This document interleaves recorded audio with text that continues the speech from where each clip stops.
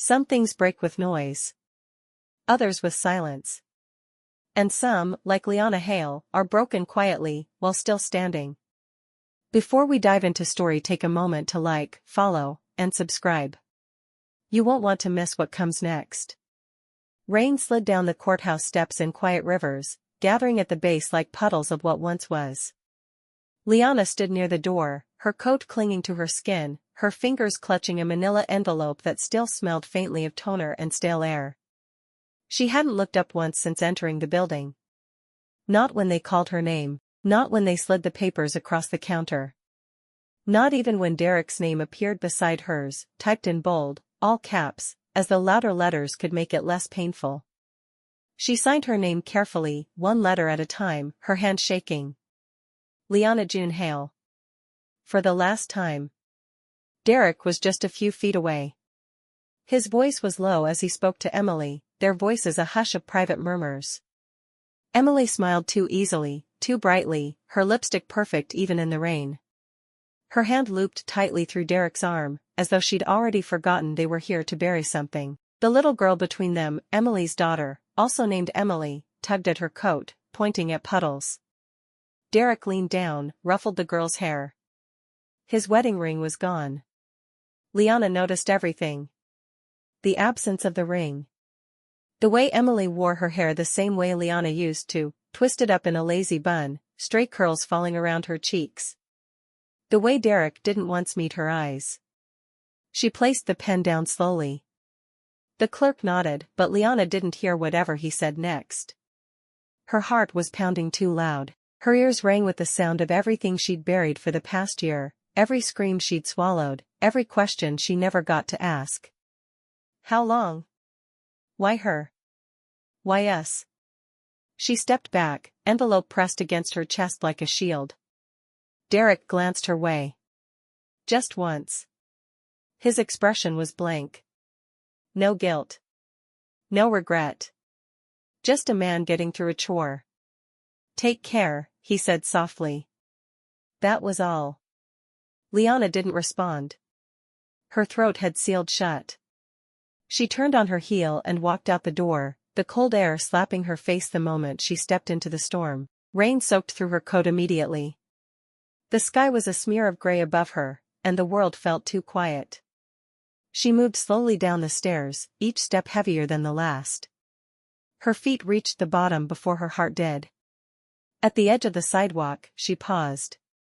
One hand slipped into her pocket, closing around the crumpled envelope tucked there. Carefully, she pulled it free, the paper soft from being touched too often. She opened it. A grainy black and white photo stared back at her. A tiny blur. A flutter of life. 9 weeks. She placed a hand on her stomach, her palm barely grazing the curve that had only just started to form. He didn't know. He would never know. She had made that choice the night she'd packed her bags in silence, left the keys on the kitchen table, and drove away with nothing but a toothbrush, some cash, and this ultrasound photo tucked in her wallet. This child, her child, deserved more than shared DNA and painful truths. Deserved more than weekend visits and courtroom fights. Deserved more than him. Liana inhaled sharply. The air burned. She closed her coat tighter around herself and tucked the ultrasound away. Behind her, she heard a car door slam. A child's voice laughing. Derek calling out, "Emily, let's go." She didn't turn around. She just walked. And for the first time in months, she didn't look back. The wedding had been perfect. Everyone said so. White chairs on green grass.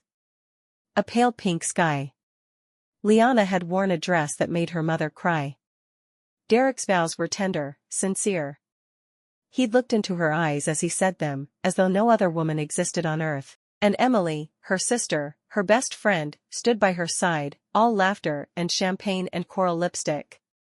She gave the toast. She fluffed Liana's train. She said, "You two are soulmates, you know that?" Everyone said so. The photos still lived in a box under Liana's bed in the motel. She hadn't thrown them out. Not yet. Some part of her still stared at them in disbelief, as if she were studying a stranger's life. Because the truth had arrived slowly. It wasn't a single moment, but a slow unraveling, threads coming loose one by one. It started with Emily's texts. Quick replies, strange emojis. Then long stretches of silence. Then Derek's late nights, work dinners, meetings that didn't make sense. He always smelled faintly of wine and expensive perfume when he got home. But he hugged her tightly. He kissed her forehead. He asked how her day was. So she didn't ask. She didn't want to ask. The night it broke was a Tuesday. She remembered because she was folding laundry, and Derek's phone buzzed on the table. He was in the shower. She glanced at the screen. It wasn't even locked. A text from Emily. I miss you. I can still taste you. Don't pretend we don't belong together. She didn't scream. She didn't throw the phone. She stared at the message like it had been written in another language. And then she opened the rest. 2 years. 2 years. Not a drunken one-night mistake. Not a moment of weakness. A relationship. A secret life. Family vacations where they snuck off together. Emily's miscarriage, which Liana had grieved like her own, suddenly felt poisoned, suspicious. She'd read every message. Every single one. She didn't even cry until the next morning. She sat at the kitchen table in the dark, Derek asleep in the next room, her hands shaking around a cup of cold coffee. Emily's laugh played in her memory, high and carefree. She remembered a birthday where Emily had joked, "If you ever leave him, I'm next in line." She'd laughed back. The memory made her stomach turn. That weekend, at a family barbecue, Liana stood beside Emily as she flipped burgers like nothing was wrong. Like she hadn't taken everything. Their father was telling some ridiculous story. Derek was playing catch with little Emily. Liana looked at her sister and said, too quietly for anyone else to hear, "How long?" Emily froze. Spatula hovering over the grill. Liana didn't repeat it. Because she didn't need to. The silence was long enough. Then Emily smiled.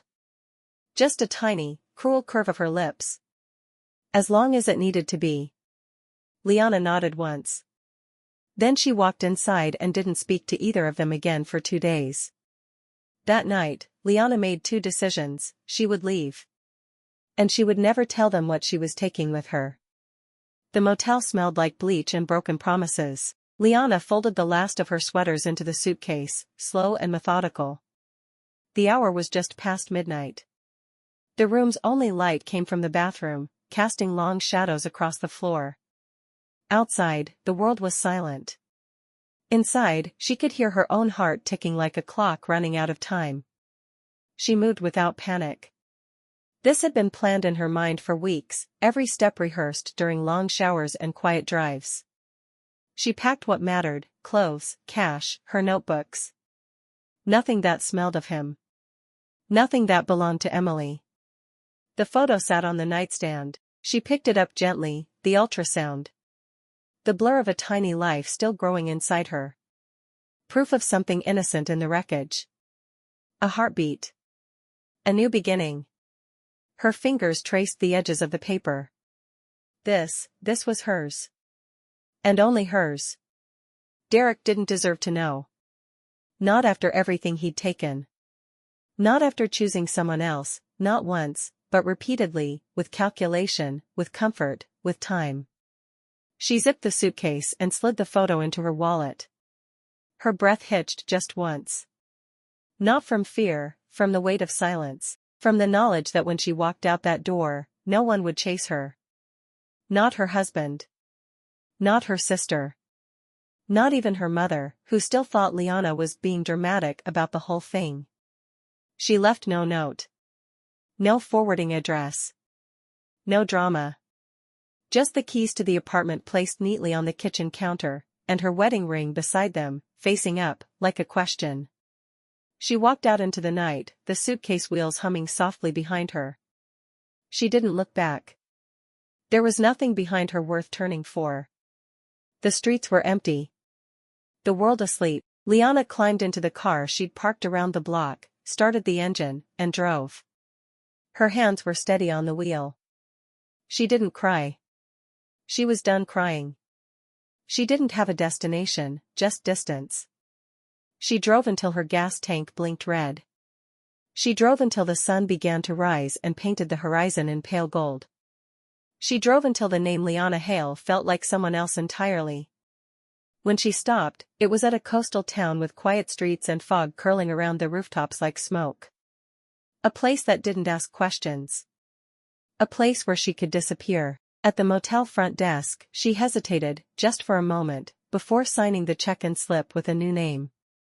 The town didn't even show up on the highway exit sign, just a number and a curve, then fog, then water.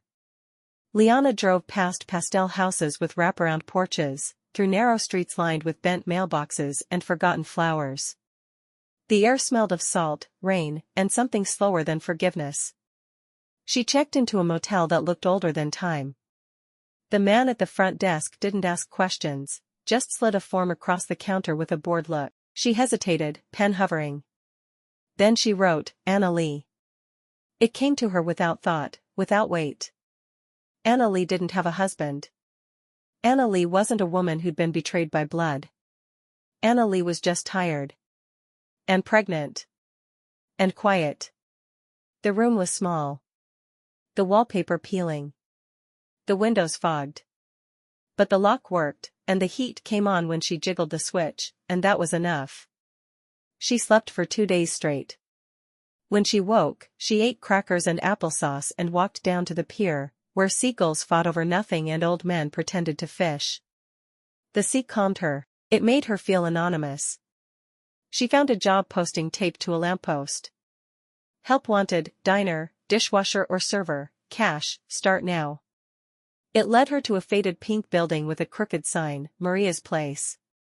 Inside smelled like burnt coffee and overworked feet. Maria herself was behind the counter.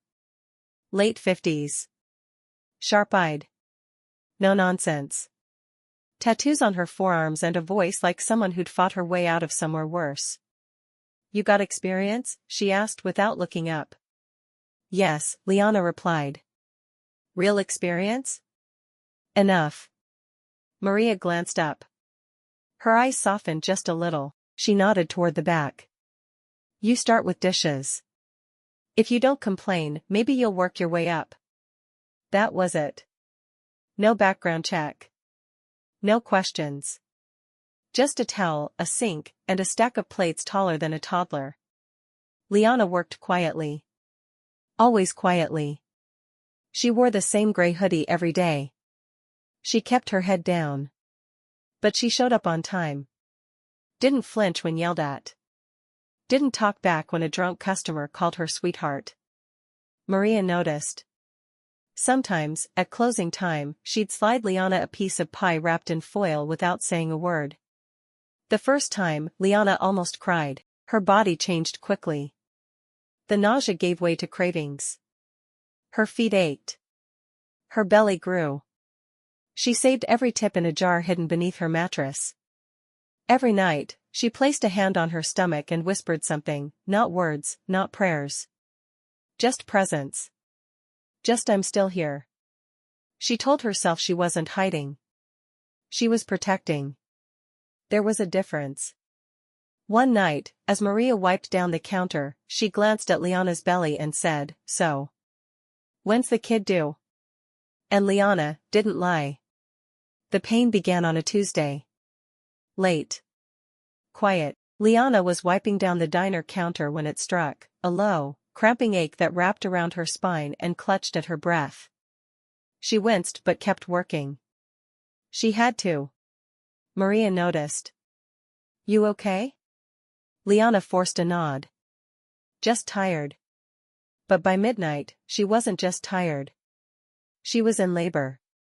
Back at the motel, she stood in the bathroom, palms pressed to the sink, sweat dotting her forehead. Another contraction tore through her. She gripped the porcelain hard enough to whiten her knuckles. No one was coming. No hospital bags. No overnight plan, just a prepaid cab card and a drawer full of quarters. She called for a ride, biting her lip through every wave of pain. At the emergency room, the receptionist asked for her insurance, her emergency contact, her due date. Liana handed over a wrinkled form and said nothing. By the time they got her into the room, her screams had already started. It was a long labor. 19 hours. No epidural. No familiar hand to hold. Just a rotating staff of nurses and a young doctor who barely made eye contact. She cried once, not from pain, but from fear. In the middle of the night, her breath ragged, she whispered, "I don't know if I can do this."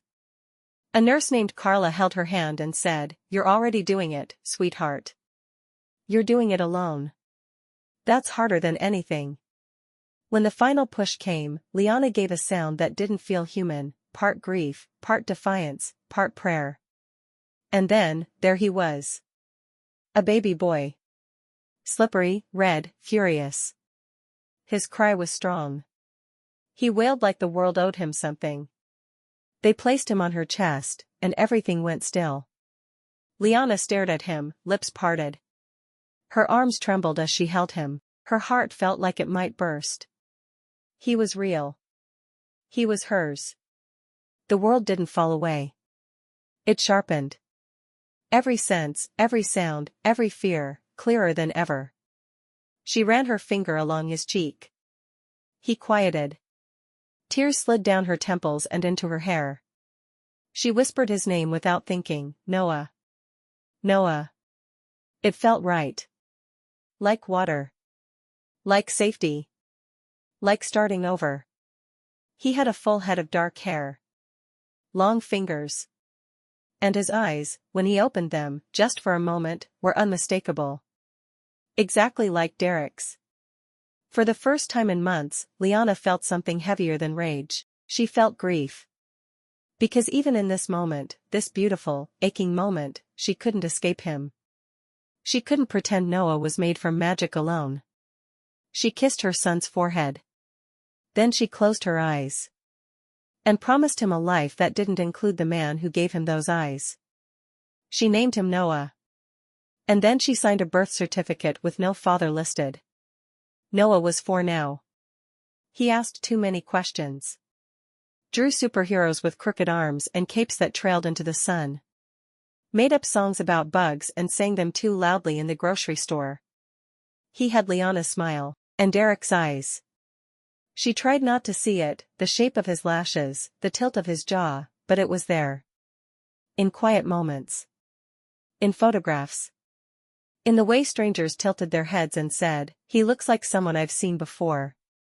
She just smiled and said, "Must be the cartoons." Their life was small, but whole. Liana worked mornings at the diner, evenings cleaning offices. Maria gave her weekends off.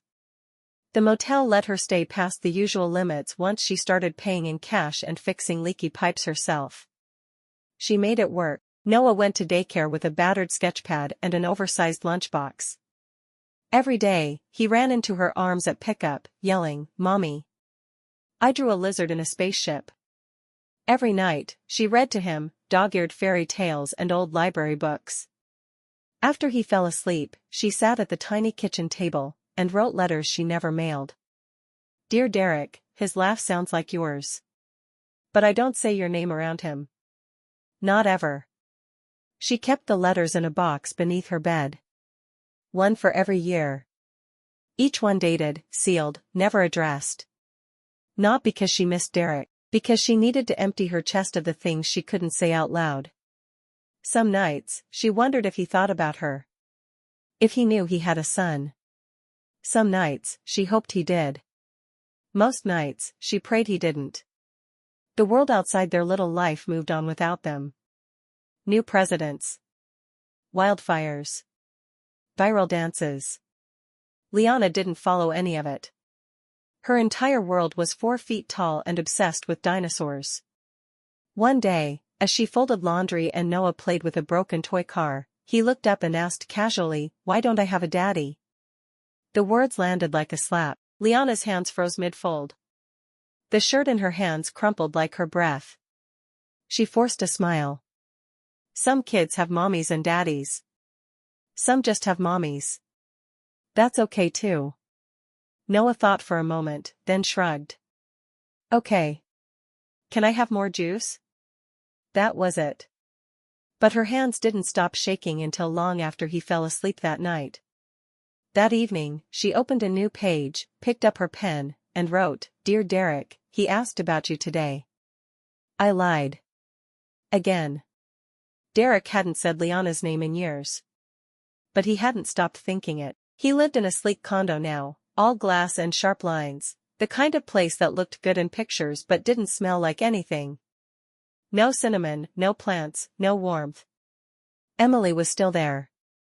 Technically. She filled the space with loud music and empty wine bottles. She redecorated constantly, chasing some idea of control. The nursery they'd painted 4 years ago, soft yellow with white trim, was now a yoga room she never used. She didn't talk about the miscarriage anymore. But Derek couldn't forget how strange it had all been. The timing. The silence. The absence of grief. He'd believed her. Of course he had. She was Liana's sister. She was supposed to be trustworthy. But sometimes at night, he lay awake wondering, was there ever a baby at all? He didn't ask. He didn't want to know. His job was still good, on paper. VP of Accounts. 6-figure salary. Corner office. But he'd stopped loving it the moment Liana stopped being there to ask, "How was your day?" Now, his day just happened. He scrolled past photos of coworkers' kids online. Smiled politely at Christmas cards.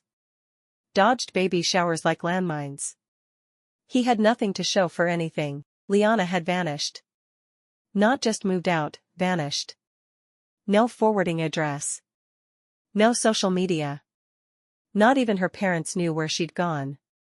Sometimes, when he was alone, he'd Google her name. Try different spellings. Scroll for hours. Nothing. It was like she'd been erased. He told himself it didn't matter. He'd made his choice. He'd chosen Emily. Chosen what was easy. What was familiar. What didn't require forgiveness. But even now, when Emily leaned in to kiss him, he flinched, just slightly, as if expecting the cold. One afternoon, Derek found himself staring at a photo on his desk, his wedding day. Liana in white, laughing into his shoulder. Her eyes crinkled at the corners like they used to when she really, truly felt safe. He kept that photo hidden in a drawer. Not because he was ashamed. But because he couldn't bear to see how happy he used to be. He remembered her laugh. The way she danced barefoot in the kitchen. How she used to say, "We're building something," after every fight they survived. Now? He wasn't building anything. He was standing in the ruins. And she wasn't coming back. That night, he whispered into the darkness, "Did I ruin everything?" And Emily, drunk and half asleep beside him, answered, "Yes." The email arrived on a Thursday afternoon. Liana almost deleted it without reading. She was folding towels at the laundromat when her phone buzzed. The sender was a name she barely remembered, Wilder and Crane Publishing. A boutique house she had submitted a manuscript to over a year ago, back when hope still felt like something she was allowed to have. Subject, manuscript consideration, callback request. She opened it with shaking hands. They wanted to meet her. In person. To discuss development. To hear her voice, her pitch, her vision. Her first instinct was to say no. She hadn't been Liana Hale in years, hadn't stepped foot in that city, his city, since she left with a suitcase and a secret. Maria found her staring blankly at the email 10 minutes later. "You okay?" she asked, wiping flour off her hands. Liana showed her the screen. Maria read it. Twice. Then looked her in the eye. "So go." "I can't." "You can. You just don't want to." Liana sighed. "What if he's still there?" Maria raised an eyebrow. "What if he's not?" That night, she tried to forget it. Tried to pretend it didn't matter. But the email burned in her thoughts. She hadn't written since Noah was born, not seriously, but those chapters, those pages, they were her. They were what kept her sane in the first year of single motherhood, when sleep was a myth and guilt was her only companion. The manuscript had been about a woman who vanishes. Who disappears into her own grief. The irony was not lost on her. Noah was coloring at the kitchen table when he looked up and said, "Mommy, what's that face?" "What face?" "The one you're making. Like when you want something but you're scared." She blinked. He held up his drawing, a woman standing at a door. A suitcase beside her. A big sun in the corner, drawn in shaky orange crayon. "Is this you?" she asked. He nodded. "It's your big moment." She looked at him, this tiny, bright-eyed boy who didn't even know what she'd survived to give him this simple life. And then, for the first time in 4 years, she booked a train ticket back to the city. She packed a suitcase. And tucked the ultrasound photo into the side pocket, like a talisman, or a warning. The city smelled the same. Concrete after rain. Exhaust. Hot pretzels. And something else, something buried, like memory soaked in asphalt. Liana clutched Noah's hand tighter as they stepped off the train. He was bouncing with excitement. His backpack bounced with him. "Will there be elevators? Can I press the buttons?" She smiled softly. "As many as you want." Her interview wasn't until late afternoon. They had a few hours to kill. She hadn't meant to walk past the bookstore, it just happened. Muscle memory. Old habits that never truly died. It was still there. Same dusty windows. Same mismatched chairs in the corner. She hesitated. Noah tugged her sleeve. "Can we go in? I want to see the dragon books." She nodded. The bell above the door jingled. Inside, everything looked untouched. Same wooden shelves. Same smell, pages and old rugs and stories that didn't want to end. Liana watched Noah wander toward the kids section. She kept her hood up. Stayed near the door. And then. She felt it. That pause in the air. That sudden, electric stillness. Her eyes lifted. And locked. Derek was standing near the register, a book in his hand. He was older. Thinner. The confident slope of his shoulders was gone. His hair a little grayer at the temples. But the eyes, those eyes, they hadn't changed. He stared at her like he was looking at a ghost. Like the bookstore had conjured her out of a dream. His mouth opened. Closed. He didn't speak. Liana couldn't move. Noah came running up behind her, a book in his hands. "Mommy. Look. It's got 2 dragons." He peeked out from under her coat, smiling. Derek's face drained of color. Noah blinked up at the stranger, then back at his mother. "Who's that man?" Liana couldn't answer. Derek stepped back, like he'd been hit. He dropped the book. And walked out. Just like that. No words. Just gone. Liana stood frozen in the aisle, her hands trembling. Noah tugged her coat again. "Mommy, was he okay?" He looked sad. She knelt down, her heart thundering. Sometimes grown-ups get surprised. That's all. But inside her, something splintered. Because she knew. He had seen Noah. And he knew. Back at the hotel, Liana stood in the bathroom, shaking. And her phone lit up with a single text. From an unknown number, "We need to talk. Please." Liana couldn't breathe. The door to the hotel room clicked shut behind them, but it felt like the sound echoed for miles. She stood in the middle of the room, coat still on, keys still in her hand, staring at the carpet. Noah climbed onto the bed and flipped open his dragon book, humming to himself. She couldn't move. Her mind kept replaying the moment, Derek's face, the shock in his eyes, the sudden hollowing out of his expression when he saw Noah. And the silence. He hadn't said her name. He hadn't said anything. She dropped her bag. Sat on the edge of the bed. Buried her face in her hands. She had prepared for so many things: job interviews, daycare breakdowns, financial shortfalls, sick nights, long shifts, lonely holidays. But not this. Not him. Not now. Her phone buzzed on the table. She flinched. Unknown number. She already knew who it was. We need to talk. Please. She turned the phone over, face down. Noah looked up. Are we still going to the tall building? What? Your big meeting, Mommy. The one with the books. Oh, she forced a smile. Yeah. Of course. He went back to reading. She slipped into the bathroom and closed the door. Only then did she let it happen. The panic. It arrived fast: tight chest, trembling fingers, vision narrowing. She gripped the sink and forced herself to breathe. In. Out. In. Out. The mirror showed a woman she barely recognized. Her face pale.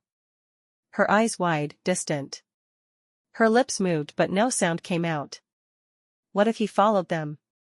What if he tried to take Noah? What if he tried to claim something he gave up the right to years ago? She pressed her palm to the center of her chest, trying to calm her racing heart. You're okay. You're safe. You're in control. But it didn't feel like control. It felt like everything she had carefully, painfully built, every wall, every version of her new self, was starting to crack. Behind the door, Noah laughed softly at something in his book. That sound tethered her. She wiped her face, straightened her shoulders, and opened the door. Mommy? Noah looked up. You okay? She nodded. Crossed the room. Pulled him into her arms and held him too tightly. Hey, he said, muffled against her chest. I'm not breakable. She almost laughed. Almost. That night, after Noah fell asleep, she opened the message, typed only 3 words, "What do you want?" and hit send. They met in a park, neutral ground. Liana chose the place. Quiet. Open. Public. Noah was with Maria, back at the hotel. Safe. She spotted Derek sitting on a bench near the duck pond, hunched forward, elbows on knees. He didn't look like a man with answers. He looked like a man drowning in questions. Liana walked slowly, every step stiff with caution. He stood when he saw her. Didn't smile. Didn't speak. Just waited. She stopped a few feet away. You've seen him, she said. Derek nodded.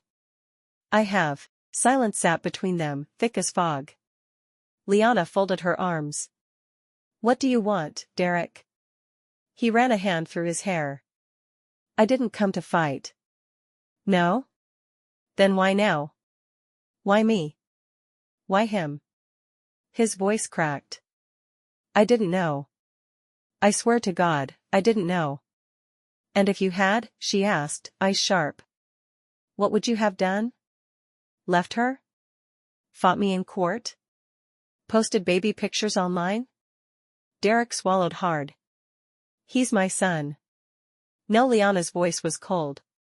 Precise. He's my son. You lost the right to say that the moment you chose her.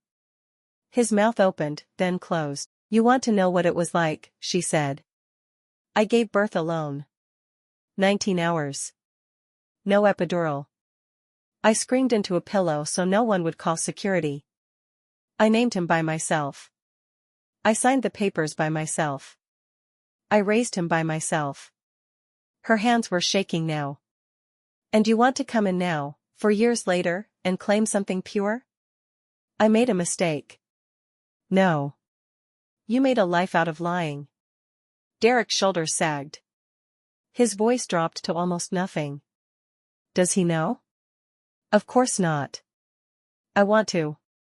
I want to be part of his life. Liana's laugh was bitter. That's not up to you. I just want to know him. And I wanted a husband who didn't sleep with my sister.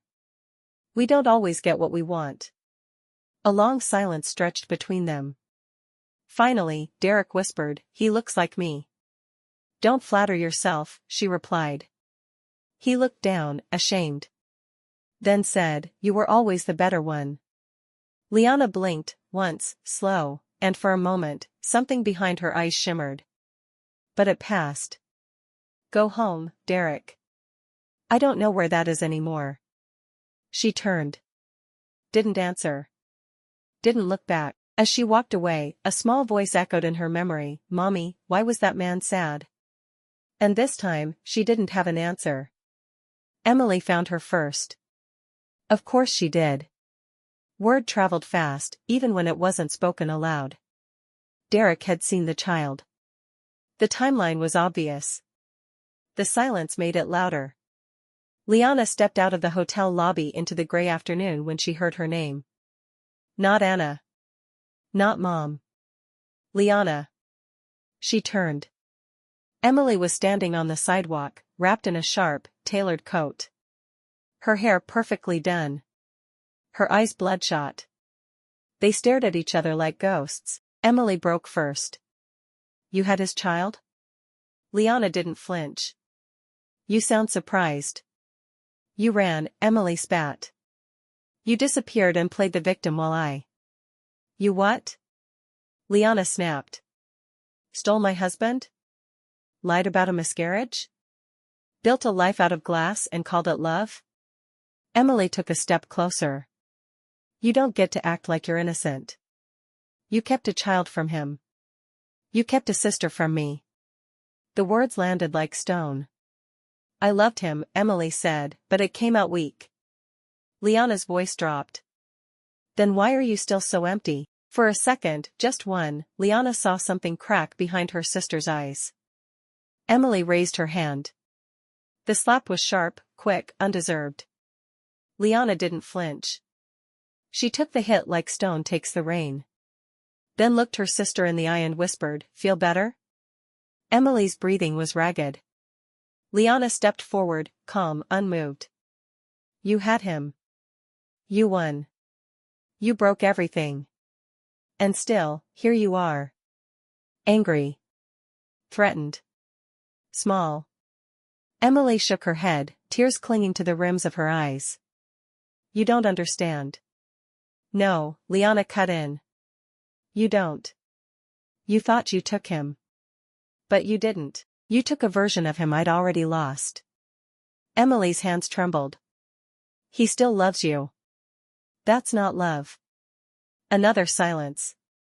This time, Liana broke it. "I'm not here to make peace. Or fight. Or forgive. I'm here for my son. That's it." Emily looked like she wanted to scream. Or run. Or crumble. But she did none of it. She turned. And walked away. Without a single word. Liana stood on the sidewalk, her cheek stinging, her heart quiet. And for the first time, she felt something like power. Not because she won. But because she walked away. Derek sat alone at his desk, the blinds half closed, the room dark except for the small pool of light from his desk lamp. The pen in his hand had been still for 10 minutes. The first line was the hardest. "Dear Noah." His hand trembled. He didn't even know what the boy's favorite color was. Didn't know if he liked trucks or trains or if he was scared of thunderstorms like Liana used to be. He just knew those eyes. Those eyes that looked like his. That hollowed him out when they locked with his in that bookstore. He began writing. "Dear Noah, you don't know me, but I know who you are, and I know that you were brought into this world by someone far braver than I ever was. Your mom was the best part of me. I ruined that. What I did to her, what I did to you, was not a mistake. It was a pattern. A cowardice I dressed up as confusion. I convinced myself I was in love with the wrong person, because it was easier than fixing the truth. I chose wrong. Over and over again. Until she stopped choosing me. She didn't tell me about you. She had every right not to. I want to say I'm sorry, but I know that word doesn't carry anything close to what it should, so here's the truth instead. You are the best thing I never got to know.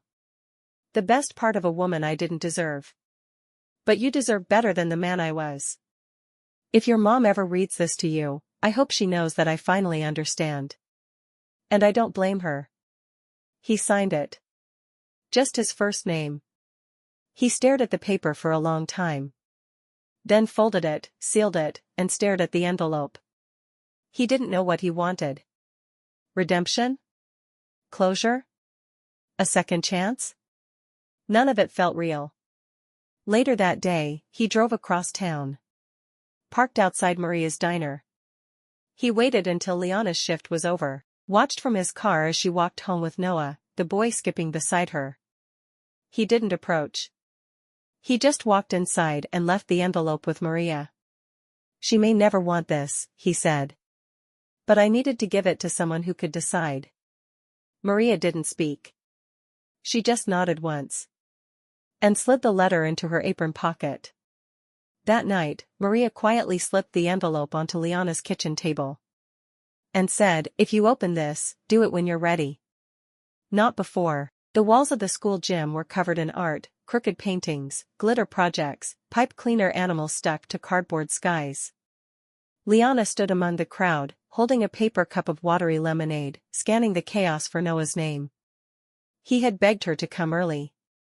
Ms. Carter said we got to express ourselves, he'd said proudly. So I made something real. She turned a corner and saw his painting before she saw him. It was taped low, at child eye level. The paper was big. The brushstrokes bold. A woman with long brown hair. A small boy, and next to them, a tall, dark, faceless shadow. Not scary. Just, unfinished. The woman was smiling. The boy was holding her hand.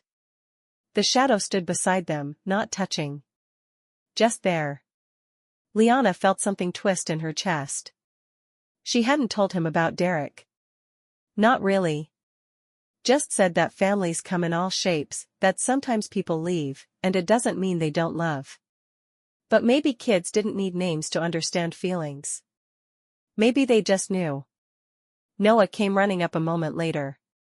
That's us, he said, beaming. And that's the Shadow Man. She knelt beside him. What does the Shadow Man do? Noah shrugged. He watches.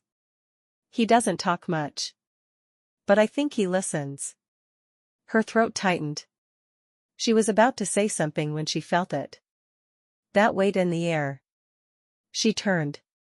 Derek stood at the entrance of the gym, just inside the doors. He didn't come closer. Didn't wave. He just stood there, watching his son. Noah didn't notice him. But Liana did. She didn't panic. Didn't run. For the first time, she just let it be.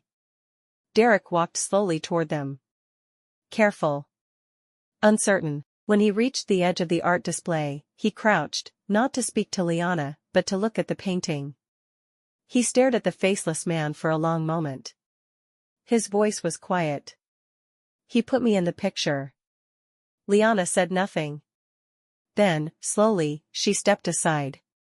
Gave him space. Noah finally looked up. Derek knelt down to his level. They stared at each other. Neither said a word.